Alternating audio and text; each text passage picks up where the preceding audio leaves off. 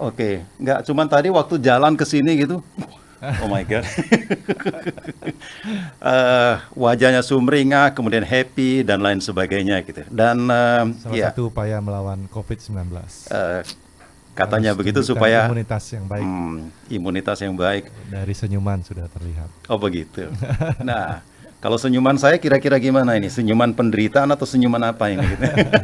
Senyuman harap-harap cemas. Senyuman, senyuman harap-harap cemas. Tapi yang membahagiakan saya hari ini adalah kedua narasumber ini sangat luar biasa dan kita juga sudah tahu bahwa beliau-beliau ini sering sekali menginspirasi kita. Anda nanti boleh bergabung dengan kami di 0361 222161 atau bisa juga di WA di 089678123830. Nah, kita akan membicarakan hal yang masih berhubungan dengan COVID-19. Tapi kita mengambil dari sisinya mencegah kekerasan terhadap anak selama pandemi COVID-19. Nah, kira-kira menurut Prof, emang ada kemungkinan untuk terjadi kekerasan dalam rumah tangga kah ketika virus corona kemudian kita di rumah atau mungkin juga tekanan-tekanan yang lain gitu selama pandemi COVID-19? Memang dengan adanya instruksi bahwa semua tinggal di rumah, jaga jarak, kemudian cuci tangan dan jangan berpelukan, itu membuat perubahan pada diri setiap orang. Dan kemudian berita-berita di koran, berita-berita di televisi yang menakutkan, membuat siapapun dalam keadaan pandemi ini merasa cemas, tegang, takut. Berarti Dan pasiennya Prof cemas, banyak ya tegang, Prof ya? takut ini ya membuat orang tua pun yang tinggal di rumah, yang selama ini dia jarang melihat anaknya, suaminya atau istrinya sekarang harus berkumpul di rumah dalam keadaan tidak boleh keluar rumah. Kan itu bagus, Prof. Kita ketemu yang selama ini jarang sekali. Bapak udah misalnya pagi sudah berangkat, kemudian malam baru balik, tidak pernah ketemu dengan anak, sekarang ketemu dengan anak istri. Atau apakah justru membuat itu tidak bagus itu? Ya justru membuat mereka terkejut. Oh gitu. Baru melihat Mungkin sama bahwa terkejut. suaminya telat bangunkah Oh atau gitu. istrinya tidak berias dan sebagainya. Jadi hal-hal yang tidak pernah dia duga banyak terjadi.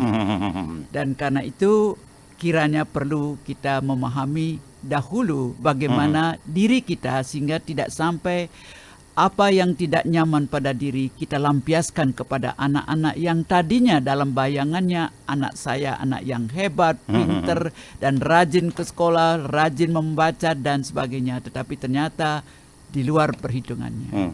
Dan ternyata karena kemerdekaan belajar juga merdeka lah, mau tidur ke, mau duduk ke, mau nggak pakai baju kayak silakan gitu ya. Dan sekarang kan kelihatan anak-anak itu gemuk-gemuk. Oh gitu. Gemuk bukan berarti orang tua sanggup menjaga anak, justru karena kekerasankah atau keadaan tidak nyaman ini, pelarian anak adalah makan dan makan. Tanpa sadar berat badannya sudah meningkat. Berarti saya ini kurang makan ya, Prof ya. Mungkin karena jarang di rumah, Pak. Kurang terawat. Kurang makan atau kurang ini ya, selalu tertekan di rumah kemudian jadi stres. Karena Bang Paul tetap tugas di RRI, jadi tidak melihat seperti citra saya tadi. Oke. Oke, kalau menurut versinya Coba Agus itu gimana? Ya, Gimana dari itu? Komisi Perlindungan Perempuan dan Anak sudah mengeluarkan datanya bahwa cukup fantastis angkanya, sampai Agustus itu ada lebih dari 4.000 kasus kekerasan yang menimpa anak. 4.000 kasus ya, oke. Ya, 1.100 itu kekerasan fisik, lebih dari 2.500 adalah kekerasan seksual. Nah, ini tentu sangat mencengangkan di mana kita memahami bahwa anak itu harusnya dilindungi. Anak itu sedang tumbuh dan berkembang. Sama seperti kita menanam tanaman lah. Baru ditanam kan harus rajin dipupuk, dijaga dan sebagainya. Nanti setelah besar seperti pohon perindang, silakan mau ditebang, mau dicabut dan sebagainya, itu lain urusan. Tetapi ketika baru itu sebagai seorang anak, harusnya mereka mendapatkan yang namanya kasih sayang, rasa aman, dibutuhkan dan dicintai di lingkungan keluarganya. Tapi dengan data ini menunjukkan bahwa apa yang menjadi idaman baik orang tua maupun anak itu tidak ada sebenarnya. Dan masa pandemi ini sudah menunjukkan bahwa apa yang diceritakan oleh Prof. Suryani tadi, berada di rumah, menikmati kebersamaan itu justru banyak yang menimbulkan permasalahan tersendiri. Karena adaptasi yang seyogyanya bisa berjalan dengan baik, dalam waktu singkat tidak mampu dijalankan oleh keluarga-keluarga yang ada sekarang ini. Perubahan cara belajar, kemudian perubahan kerja, kemudian perubahan aktivitas dan sebagainya, dalam waktu yang singkat ini ternyata menimbulkan ekses negatif berupa kekerasan. Kekerasan karena mungkin kita tidak mampu atau tidak terbiasa untuk berdiskusi secara verbal yang berujung kepada adanya kekerasan secara fisik. Nah, kalau sudah terjadi luka, maka untuk mengobati itu tidaklah mudah, utamanya kalau sudah menyangkut unsur psikologis ya. Beda dengan fisik, dicarikan betadin pasang Sudah selesai gitu ya. plester sudah selesai. Tapi yang namanya jiwa, mental itu bentuknya saja kita tidak tahu ya. Di CT scan nggak kelihatan itu, di MRI nggak kelihatan. Nah, apalagi kita mau mengobati dan memperbaikinya, tentu akan memerlukan waktu dan juga tenaga ekstra dari para profesional untuk menangani hal tersebut. Maka dari itu perlu upaya dalam mencegah jangan sampai hal ini berkelanjutan dan memori-memori yang tidak baik itu tersimpan rapi, terbawa sampai masa dewasa. Nah, akses bagusnya sih seperti Bang Paul bilang tadi, Prof. Suryani jadi kebanjiran pasien nantinya. Tapi kita kan tidak ingin seperti itu ya. Itu kalau lukanya psikis tadi ya. Itu sejatinya berapa lama sih untuk kalau kita luka kan tadi kalau fisik ya tinggal betadin atau obat merah, plester, selesai dia kan. Tapi tadi Dr. Cobagus mengatakan bahwa berbeda kalau ini psikis. Membutuhkan berapa lama kira-kira bagi seseorang yang luka psikisnya kemudian jadi sembuh gitu, Prof? Untuk membuat mereka sembuh tergantung kepribadian anak tersebut. Bagaimana dia dibuat, bagaimana dia menghadapi tantangan, dan bagaimana dia bisa mempelajari apa yang terjadi. Jadi proses 10 tahun pertama itulah yang menentukan apakah dia bisa menghadapi tantangan ini. Kalau tidak, maka apa yang diperoleh pada masa pandemi ini tidak hanya tersimpan, tetapi akan merubah dirinya menjadi bisa dia bangga dengan orang tuanya, bisa dia benci dengan orang tuanya, atau dia mencari orang tua lain yang bisa menjadi pengganti. Ini mengerikan. Karena banyak orang sudah berseliweran untuk mencari korban-korban, terutama anak-anak kecil. Seperti tadi berita sudah 3 anak mengalami pemerkosaan. Nah, masalah inilah yang akan terjadi kalau orang tua tidak mau cepat memperbaiki diri. Melihat bahwa masa pandemi memang bukan masa yang mengerikan, tetapi harus dihadapi. Bisakah kita menerima dari segi positifnya bahwa bersyukur saya tahu keluarga saya dalam keadaan seperti ini. Jadi ketika kita berbicara tentang, saya tertarik dengan membicarakan tadi usia anak itu, Prof tadi mengatakan 10 tahun gitu. Nah, possibility untuk terjadi kekerasan ya terhadap anak-anak ini dalam keluarga, kira-kira rentang usianya berapa? Apakah 0 sampai 5, 5 sampai 10? Apakah ada periode-periode seperti itu? Dari pengalaman kami hampir mulai dari dibuat sampai 10 tahun pertama itu mulai mereka dari dibuat sudah mendapati kekerasan. Ya, karena orang tua tidak mendapatkan pendidikan baik dari pemerintah, dari masyarakat, dari agama, bagaimana peran melahirkan anak-anak berkualitas. Jadi mereka mengira anak itu cuma sekedar hubungan seks, kemudian jadi anak sekedar segumpal darah dan kemudian nantinya akan besar sendiri. Padahal saat dia di dalam kandungan, memori apa yang terjadi dari orang tuanya, lingkungan masuk di dalam memori anak itu, dan bagaimana dia menghadapi kehidupan juga waktu dia dibesarkan sampai 10 tahun pertama itu. Karena itu perlu pemerintah memikirkan dengan adanya pandemi ini, bisakah kita mendidik anak-anak muda kah, orang tua dalam melahirkan anak memahami proses bagaimana perkembangan mental, inteligensia anak dari 0 sampai 10 tahun pertama itu. Ya, idealnya kan orang menikah itu didasari oleh rasa cinta.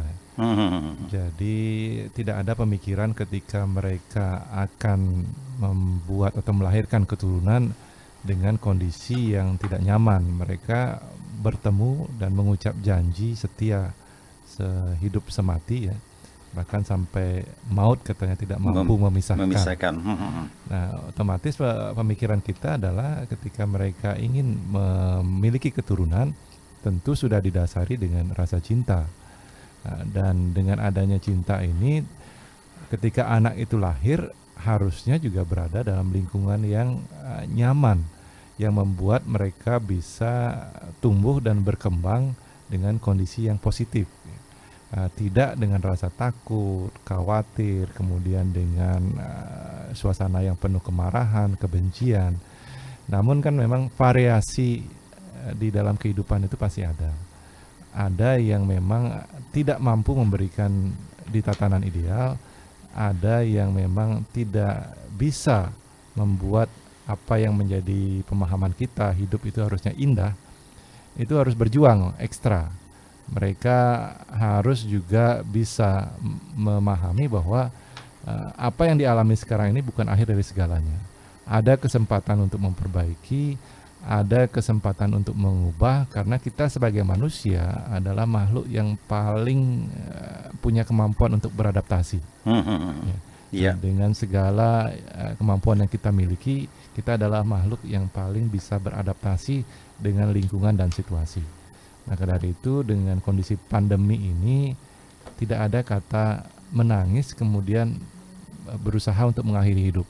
Karena itu juga menjadi kekhawatiran kami, akan banyak ketika anak-anak tidak mampu melawan situasinya, yang tadinya hanya di sekolah sekarang harus lebih dekat lagi dengan lingkungan mereka, ada di keluarga. Mereka akan cenderung nanti justru memilih untuk mengakhiri hidup, ya. Karena kan dunia sudah dalam genggaman. Informasi yang mereka dapat tidak hanya dari omongan orang tua, tidak hanya dari omongan teman atau dari guru, tetapi dunia sudah berbicara dengan mereka. Ya, global. Jadi mau tidak mau anak-anak sekarang ini adalah warga negara dari dunia yang akan mempengaruhi pola pikir mereka, cara mereka beradaptasi dan cara mereka menghadapi situasi yang ada di depan mata mereka. Karena itu dalam masa pandemi ini bagaimana orang tua mulai bisa menghadapi keadaan ini dengan cara bisakah menerima positifnya dalam dari proses pandemi ini. COVID-19 ini. Yang pertama yang perlu dilakukan oleh orang tua, melihat positifnya, dan kemudian kalau dia merasa cemas, tegang, takut, keluarkanlah itu dahulu, atasi, sehingga perasaan cemas, tegang, takut tidak akan kita lampiaskan kepada anak itu. Jadi orang tua harus memperbaiki diri, menerima bahwa ini adalah situasi yang harus segera saya hadapi dan tidak memberikan trauma pada anak demi masa depannya. Nah, untuk itu kami berharap kalau Bapak, Ibu, orang tua yang merasa tegang, cemas dengan situasi ini, lepaskanlah dengan menjeritkah, dengan teriakkah di kamar mandi dan sebagainya, dan setelah itu nanti tetangganya pada ribut, Prof. Nanti tetangganya pada ribut. Semua pada di rumah, semua pada di rumah. Tidak usah peduli tetangga demi melepaskan beban. Kalau kita peduli, tentu kita akan tidak bisa melepaskan beban. Dan setelah melepaskan beban, duduklah, tenangkan diri, dan lihat diri Anda apa yang harus dilakukan demi untuk masa depan anak. Sebab dengan cara ini yang terbaik menurut saya, ya, melepaskan beban dengan teriak dan percaya Tuhan pasti membantu mereka yang ingin dibantu. Atau nangis juga bisa nggak, Prof? Boleh nangis. Boleh memukul bantal tapi jangan memukul pasangan ya. Nanti kalau saya nangis dibilang, "Oh, kamu laki nangis." Karena itu lakukan sendiri. Jangan di hadapan anak atau istri atau yang lainnya ke di kamar pantai, mandi ke gunung di gitu ya, Prof, pantai ya. dan sebagainya. Lepaskan dahulu. Dengan kita melihat diri sendiri, tahu apa yang terjadi dan apa yang akan terjadi, maka baru melihat anak-anak yang memerlukan kasih sayang, cinta dan dihargai. Karena, Prof, sorry, yang potong. Seberapa besar sih pengaruh tadi ketika Prof mengatakan, oke, lepaskan semua itu, bisa berteriak, bisa nangis, bisa mukul, tapi tentu bukan mukul ini ya, jangan mukul tetangga, jangan mukul istri, jangan mukul anak, atau jangan mukul suami gitu kan, banyak juga terjadi seperti itu kan. Kalau kita selama ini bicara, oke, identik wanita, oke, dipukul sama istri, sama suami. Tapi banyak juga di lapangan bahwa suami juga yang jadi korban sama istri. Emansipasi Bang Paul. Supaya jangan semua jadi korban, lakukan sendiri. Di kamar kah, di kamar mandi kah, di pantai atau di mana, jangan peduli orang lain. Lepaskan itu sampai kemudian semua lepas. Nah, barulah Anda tenang, meditasi. Tahu-taunya nanti jangan-jangan kena serangan jantung nanti, Prof, atau kena stroke gitu. Ya, tapi ukurlah kemampuan Anda. Ya, saya menarik juga yang dikatakan Prof ya, sesuai dengan teori es teh manis ya. Ya, kalau kita minum es teh kan ketika kurang gula, sementara es tehnya sudah penuh ya di gelas itu, gimana mau nambahin gula biar terasa manis kalau tidak diminum atau dikeluarkan dulu.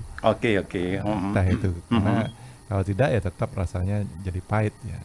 Dari itu mengekspresikan, mengeluarkan itu adalah salah satu upaya yang bisa kita lakukan untuk bisa menikmati manisnya kehidupan.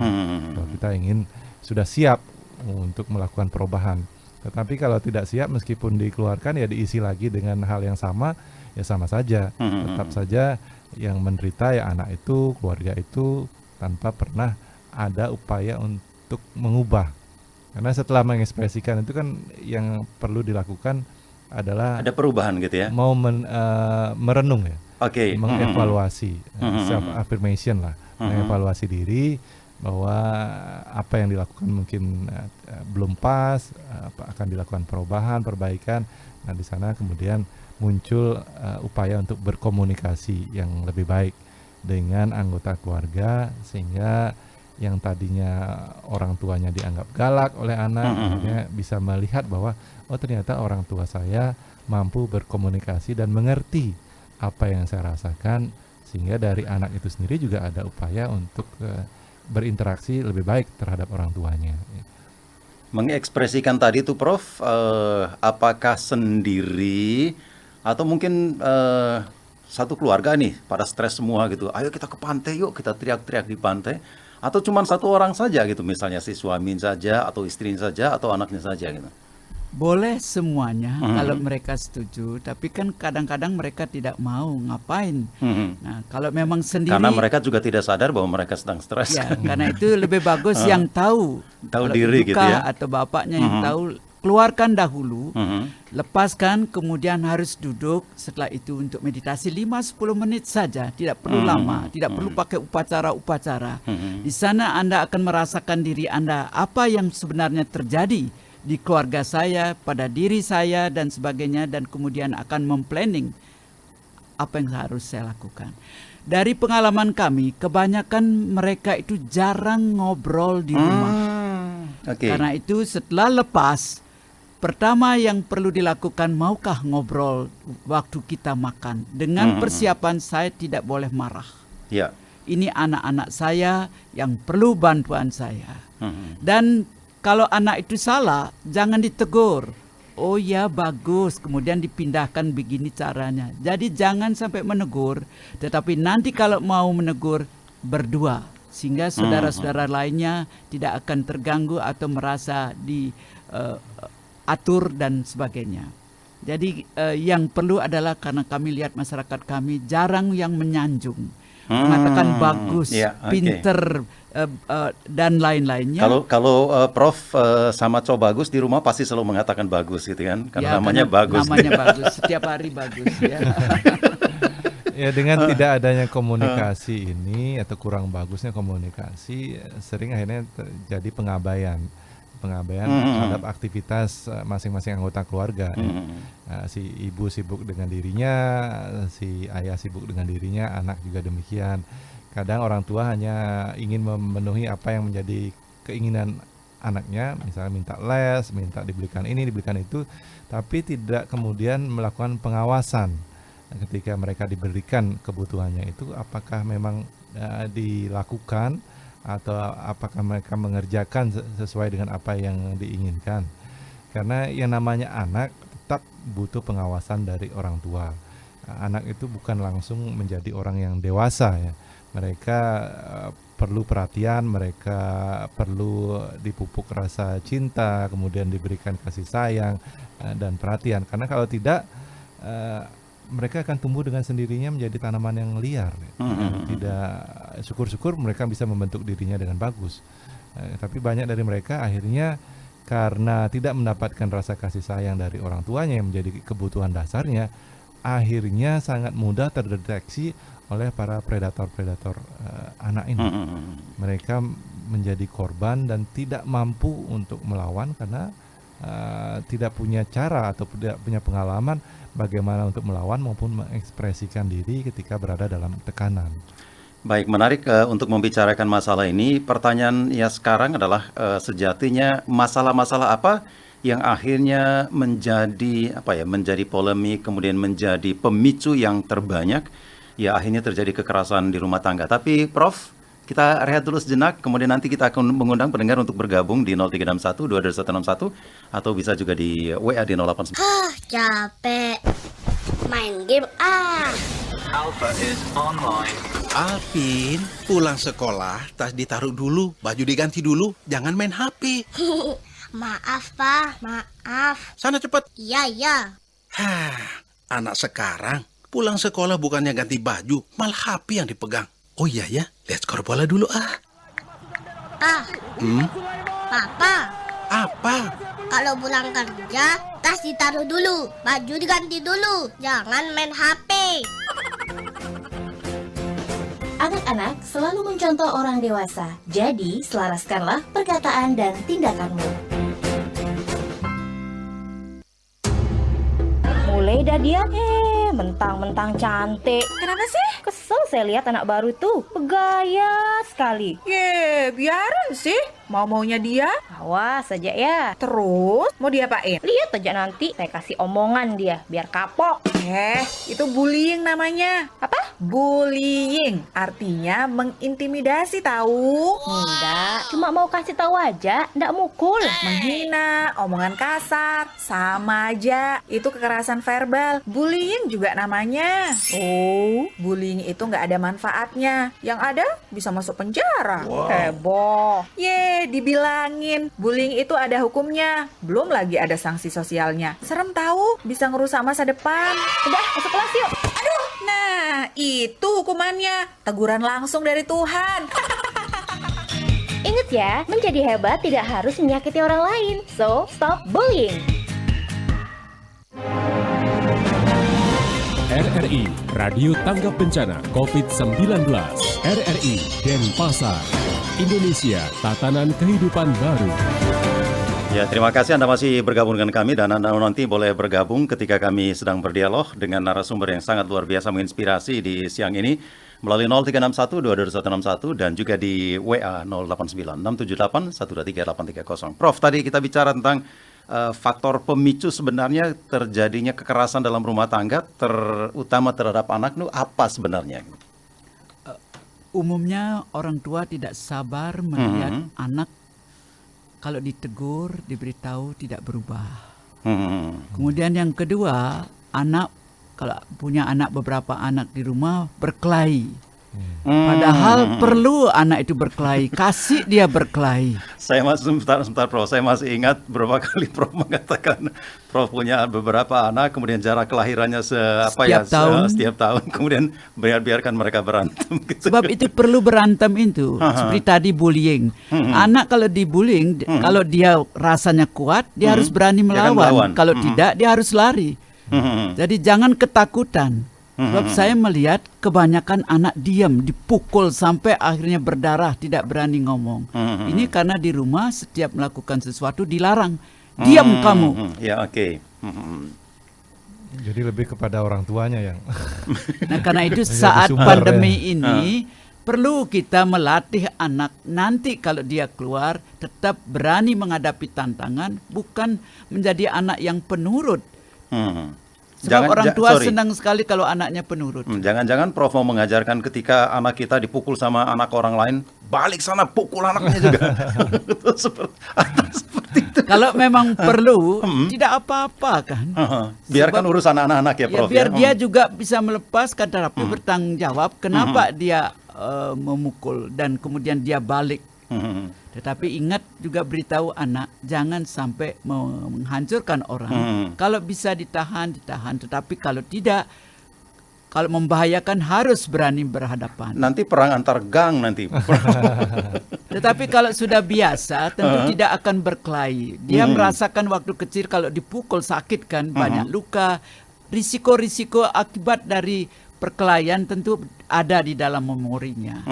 Sehingga dia berpikir juga setelah dewasa, apakah saya perlu melakukan kekerasan, melawan kekerasan, atau dengan ngomong dan sebagainya. Ya, bangsa ini dididik musyawarah untuk mufakat. Ya, oke. Jadi di sanalah sebenarnya esensi kalau kita tidak ingin adanya perkelahian antar geng itu. Tetapi yang terjadi kan sering kita justru tidak mau mendidik anak kita atau memberikan kesempatan untuk mereka punya kemampuan bermusyawarah. Dan orang yang berantem tuh anak kecil, kemudian akhirnya orang tua ikut berantem, ya gang sama gang berantem. Gitu jadi hilanglah musyawarahnya, hilanglah kemampuan untuk berdiskusi dan mengemukakan pendapat itu. Yang ada justru kebalikannya ya, fisik yang bergerak. Oke. Boleh entar, mudah-mudahan saja ini pendengar kita mau bergabung dengan kita. Oke, Om Swastiastu, selamat siang. Selamat siang Bung Paul. Oke, Pak Didi, silakan Pak Didi. Selamat siang Bapak Ibu narasumber. Selamat siang. Saya terus terang saja nih Bung Paul ya. Saya namanya boleh dibilang orang tua. Memang kita ini tadinya sih tidak terdampak nih Bung Paul. Oke. Setelah anak PHK terdampak. Oke dah itu ya. Dan yang lebih prihatin lagi nih cucu saya nih Bung Paul. Kenapa? Mereka kan masih pendidikan daring. Kan karena orang tuanya juga artinya terkena potongan gaji. Kan teriaknya otomatis ke kakeknya nih Bung Paul. Ya cuma saya siasati saja supaya mereka tuh tetap di jalan yang positif. Artinya aturan kita biasanya nabung, saya tidak nabung dulu Bung Paul. Nah, untuk mengatasi apalagi yang di Bali nih, anak laki ini kan. Jadi maksud saya Ibu Bapak, solusinya nih apa ya? Mereka kan saya bantu nih yang cucu saya terutama kalau yang di sini oke lah buat makannya. Untuk mengatasi kejenuhan ini cucu saya apa ya? Ini 3 orang nih, perempuan semua. Mohon tanggapannya Bapak Ibu. Terima kasih atas waktunya. Selamat siang. Baik, selamat siang Pak Didi. Gitu. Ini tadi kita berbicara teriak aja di pantai, teriak aja di sini. Sekarang teriaknya ke kakek nih. Oke, mengatasi kejenuhan tadi. Silakan. Menarik yang disampaikan oleh Bapak tadi bahwa memang hampir sebagian besar merasakan itu. Bahkan ada istilah cabin fever ya. Karena terlalu lama di rumah tidak ada akses untuk keluar, yang mana kita ketahui kita adalah makhluk sosial yang harus berinteraksi untuk bisa tumbuh dan berkembang. Tetapi kita juga harus sadari bahwa sekarang yang kita sudah genggam itu dunia. Kalau dulu bolehlah hanya tahu omongan tetangga sebelah dan sebagainya, sehingga untuk mengatasi kejenuhan mungkin hanya sebatas pengetahuan tetangga. Tetapi sekarang untuk mengatasi kejenuhan itu ketika dunia sudah kita genggam, pintar-pintarlah untuk mencari informasi itu. Banyak saya lihat anak-anak muda sekarang justru mereka mendapatkan hal yang positif dengan daring ini ya. Mereka justru ada positifnya justru ya. Justru memilih kalau boleh janganlah ke sekolah lagi, dari rumah aja sudah cukup. Karena pelajaran sudah dapat, justru bisa beraktivitas yang lainnya. Sekarang mereka bisa jualan kue, kemudian berlatih menari, kemudian jualan baju dan sebagainya. Yang tadinya ketika mereka pergi ke sekolah dengan cara biasa hanya melihat guru dan pelajaran saja, Tetapi sekarang dengan adanya rasa jenuh itu, yang penting itu adalah ada keingintahuan, saya rasa. Ketika jenuh tapi tidak punya rasa ingin tahu, ya akhirnya jenuh terus. Tapi kalau sudah jenuh tetapi punya rasa ingin tahu, maka inilah surganya anak-anak sekarang. Itu berkah dari COVID itu sejatinya kalau seperti itu ya. Karena waktu yang tadinya mereka perlukan untuk dari rumah ke sekolah itu kan terbuang ya di jalan. Nah, sekarang full di rumah. Jadi banyak waktu yang mereka bisa manfaatkan. Tidur yang tadinya mungkin dipaksa orang tua, ayo tidur jam 10, besok bangun pagi mesti ke sekolah. Sekarang kan nggak ada lagi.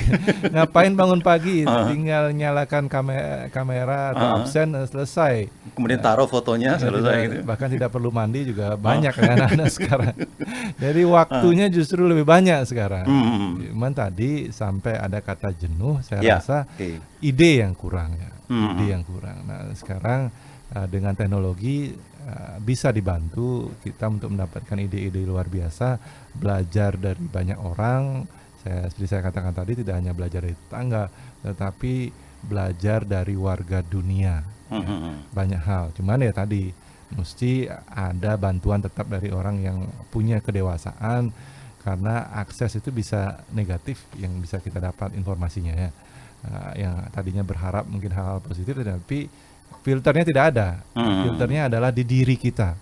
Nah, ketika kita tidak siap untuk memfilter segala informasi yang masuk, maka ada kemungkinan kita juga akan menjadi hancur oleh informasi yang kita dapatkan itu. Ini menarik tadi untuk membicarakan tentang, saya balik lagi tadi, faktor orang tua lah sejatinya yang paling banyak membuat terjadinya kekerasan dalam rumah tangga. Kemudian anak, pasti dari anak juga ada kan, Prof? Artinya membuat orang tua marah, membuat terjadi kekerasan gitu kan. Kalau tadi kan mungkin karena teknologi bisa saja bahwa anak-anak gue gaptek gitu aja nggak bisa. Itu kok orang tuanya bisa mengatakan seperti itu gitu.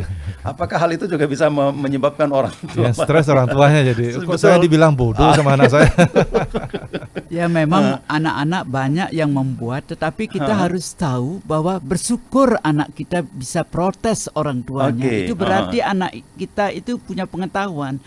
Cuma caranya bagaimana memberitahu, boleh menegur mama, oh pinter kamu, mama memang kurang. Bagaimana caranya? Nah, dengan dialog seperti ini kita mendidik anak itu tahu etika, bagaimana menegur orang tua. Sebab sekarang coba banyak kok, Cok Bagus pun juga sering menegur mama ini terus pergi keluar sudah tua nanti takut kafe. Nah, ternyata tapi bisakah kita orang tua menerima? Ternyata kedua narasumber saya juga sama seperti itu juga. Harus saling menegur. Oke, apa rasanya ketika ditegur kayak gitu, Prof? Ya, saya baru sadar kenapa saya berkumpul dengan banyak orang. Saya memberitahu orang jangan berkumpul, tetapi kemudian saya sendiri yang berkumpul. Ya, ini untung ada anak yang mengingatkan. Tapi banyak orang tua yang ditegur seperti itu marah. Nah, karena itulah sekarang saya ajarkan orang tua harus merasa tidak selalu kita hebat. Kita juga pada saat tertentu kurang dan tidak mengerti. Seperti IT sekarang. Saya dikalahkan oleh cucu. Bagaimana dia menjual makanan dengan lewat IT dan kemudian memanggil teman-temannya untuk bergabung dalam membuat kue, tapi di rumah masing-masing dan sebagainya. Seumur saya mungkin tidak bisa mengikutinya. Tetapi dengan keberanian dan tentu dengan dorongan orang tuanya yang masih muda tentu mengajarkan. Nah, disinilah peran kita bekerja sama. Orang tua harus menurunkan derajatnya bahwa tidak selalu dia pandai, tahu segalanya. Tetapi anak-anak yang tahu segalanya juga diajarkan janganlah terlalu merasa paling hebat. Mari kita saling berbagi. Dengan demikian keluarga itu akan menjadi keluarga yang saling membantu, saling menghargai, saling mencintai. Rasanya kalau dengar kayak gini, Coba Bagus enak banget gitu ya. Artinya begini, artinya ideal gitu ya. Banyak kisah-kisah inspirasi yang sebenarnya bisa kita pelajari, kita dapatkan di saat kita berada di rumah yang tidak harus tergesa-gesa di jalan dan sebagainya, sehingga ada kesempatan sebenarnya untuk belajar, sehingga tidak ada istilah sebenarnya kata jenuh ya. Jadi mudah-mudahan tidak ada kata jenuh. Dan kita handle dulu ya, ada yang bergabung. Oke, baik. Oke, Om Swastiastu, selamat siang. Bung Baul, maaf nih, terima kasih atas jawabannya Bapak Ibu ya. Oke, Pak Didi. Cuman saya membantu cucu saya itu saya masih disalahkan dengan orang tuanya Oh, karena oke. memanjakan. Kan maksud saya supaya tidak ada KDRT dengan itu saya itu. Mohon tanggapannya Ibu Oke Bapak. deh. Terima kasih. Iya, terima kasih. Dibantu, memang ini mungkin berlaku orang yang mengatakan niat baik kita belum tentu selalu ditanggapi dengan baik gitu. Jadi kondisi normal sebenarnya. Karena ada peribahasanya. Ini kan ada 3 generasi, kakek, ibu atau bapak dan anak. Jadi Cucu, ada cucu. Ya, dari ini. Jadi anak kita, ya ibu bapaknya dari cucu ini akan marah. Kenapa sih kakek itu ikut campur? Kakek kan sudah tua. Nah, ini 3 generasi memang seperti itu. Nah, kalau kita sadar bahwa ini bukan tanggung jawab kita, kakek itu tidak perlu tanggung jawab sampai cucu sebenarnya.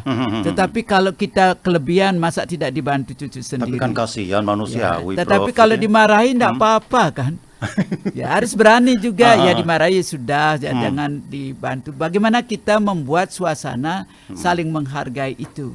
Tetapi kalau seperti Bapak sadar bahwa hanya membantu dan kemudian orang tuanya menganggap ini memanjakan, kurangilah membantu itu dengan cara cerita sama anak, tidak memberikan uang dan sebagainya. Nanti lagi-lagi tetangga bilang, orang tua itu masa kakeknya, cucunya kayak gitu dibiarkan keleleran gitu. Kalau terus kita mendengarkan apa kata orang, kita yang bingung. Jadi kakek itu merasa perlukah dibantu cucunya ini atau tidak. Kalau tidak perlu. Tapi kalau merasa perlu, ngapain kita sendiri banyak uang kok tidak kasih cucunya. Kan ada ungkapan, biarlah anjing menggonggong. Kafilah tetap berlalu. Jadi jangan sampai kafilahnya yang menggonggong. Itu kan kasihan nanti anjingnya berlalu. Oke. Tadi kita bicara tentang bagaimana kekerasan terjadi. Ya, anak juga ternyata di dalamnya mengambil peran. Cuman mungkin peran yang lebih banyak. Apakah bisa kita katakan bahwa orang tua yang punya power lebih memungkinkan untuk melakukan tindakan kekerasan terhadap anak-anak di keluarga gitu? Ya, saya rasa munculnya kekerasan kan memang bukan suatu yang tiba-tiba. Ya, pasti ada proses, ada perjalanan yang membuat sampai seseorang berada pada titik di mana dia tidak mampu lagi menggunakan logikanya, tidak mampu lagi menggunakan daya nalarnya untuk berperilaku normal. Sehingga muncullah kekerasan. Nah, pemicunya bisa dari segala aspek ya. Yang tadinya kita harapkan anak yang harusnya dijaga, tapi buat orang tua yang berada dalam tekanan, sekecil apapun pressure-nya bisa memicu mereka. Bisa memantik masalah gitu ya. Sehingga butuh kesadaran bahwa kita di dalam keluarga ini sebagai sebuah tim, perjalanan itu tidak hari ini, tetapi apa yang kita lakukan hari ini akan memberikan dampak untuk masa depan dari anggota keluarga kita.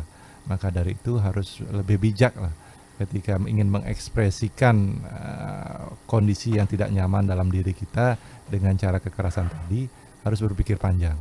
Ya, meskipun kita ketahui akan lebih banyak ada ungkapan permintaan maaf setelah kejadian itu karena merasa menyesal. Tapi menyesal saja tidak akan cukup kalau kita tidak ada waktu untuk merenung dan mengubah perilaku kita. Artinya ada tindakan nyata nanti kan? Ya, karena kalau tidak itu akan menjadi siklus kekerasan yang boleh dikatakan berulang. Ya. Korban akan tetap menjadi korban, pelaku akan tetap menjadi pelaku karena kedekatan satu sama lain yang begitu erat itu membuat akan sangat sulit untuk memutus mata rantai kekerasan tadi. Dari pengalaman saya, kenapa orang tua itu keras? Karena waktu kecil dia dikerasi juga oleh orang tuanya, dia benci sama orang tuanya, dan tanpa sadar dia melakukan hal yang sama seperti yang pernah dia alami. Karena itulah orang tua saya suruh tenangkan diri, ingat dulu bagaimana Anda kalau memang merasa bersalah minta maaf sama orang tua sehingga karma pala tidak akan melanjut. Dan kemudian kalau ingin anak Anda atau cucu Anda tidak mengalami seperti Anda, maka robahlah cara mendidik anak, bukan dengan kekerasan tetapi dengan kata-kata, memberikan sanjungan bila perlu, atau biarkan dia bergerak dan kemudian suruh menilai kenapa, apa yang terjadi setelah itu. Karena kita selalu menyalahkan anak. Ya. Bisakah kita merenung sedikit untuk itu. Merenung sedikit. Karena kalau ditanya juga anak ingin menyalahkan orang tuanya. Cuman karena belum mampu ya diam aja. Nanti kalau sudah besaran dikit mulai ya menunjukkan jati dirinya. Dan gitu. sekarang yang penting tidak hanya tadi kekerasan. Anak-anak itu semua sekarang memakai HP. Karena tugas sekolah, kemudian karena dia ingin berjumpa dengan temannya, ingat mata ini ada batasnya. Jadi anak-anak sudah mulai pakai kacamata dan ini juga membuat kalau mereka tidak pakai kacamata, tidak jelas semuanya, membuat mudah marah.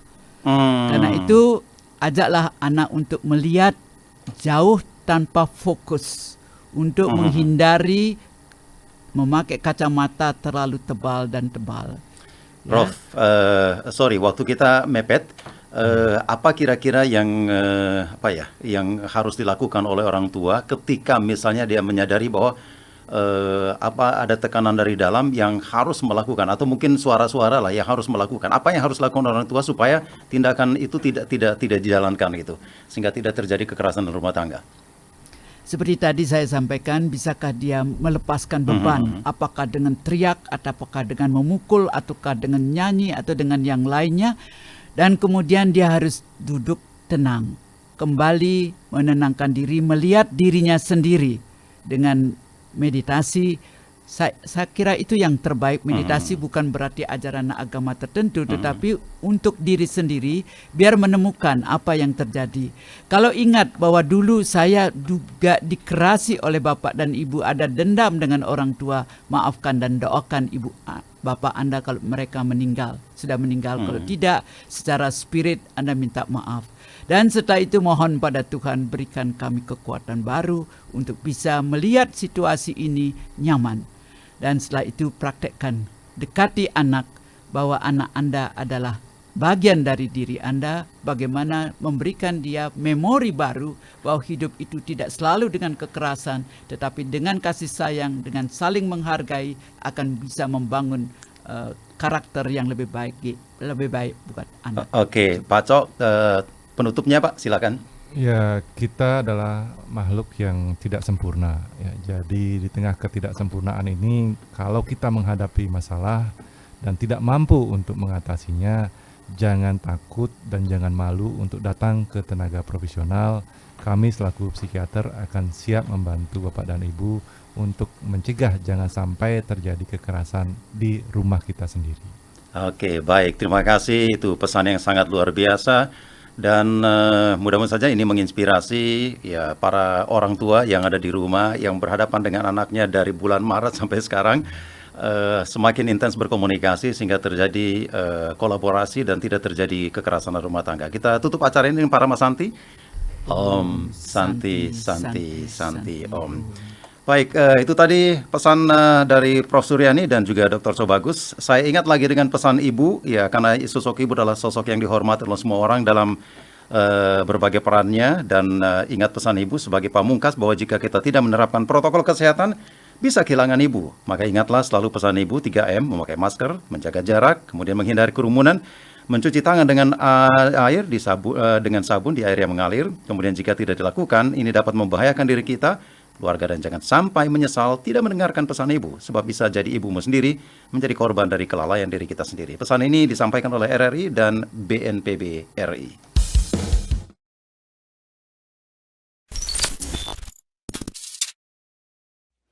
Indonesia,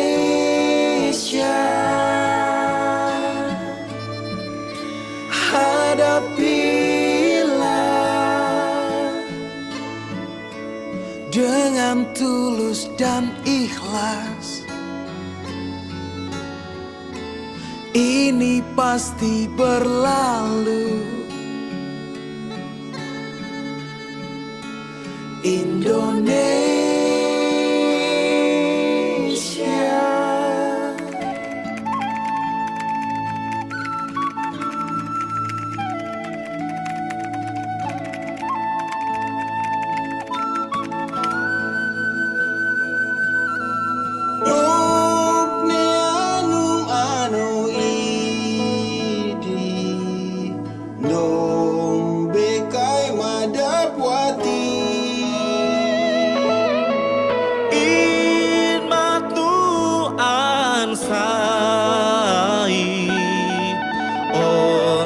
nimnatu maupa.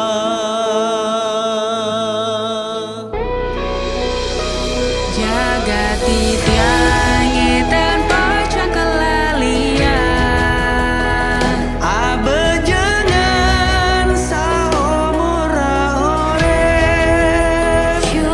Biar beta pergi jauh. Denengkalanya laleng hatiku. Tanahku sing tak tresnani. Dalam sembah bekti. Di sana aye dilahiri. Di pepende di asu indung. Tanpa bersumber di hari tua. Tapi aku terpejut betul.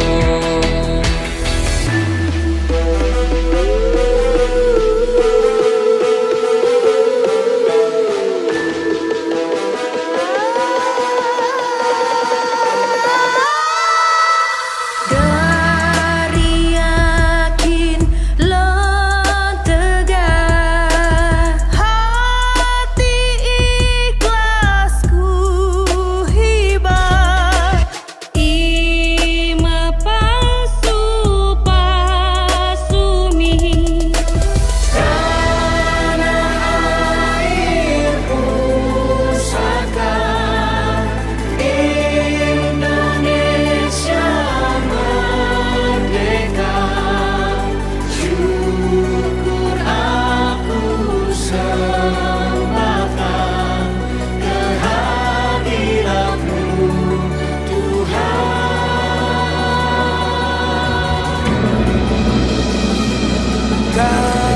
Tanahku yang ku cintai,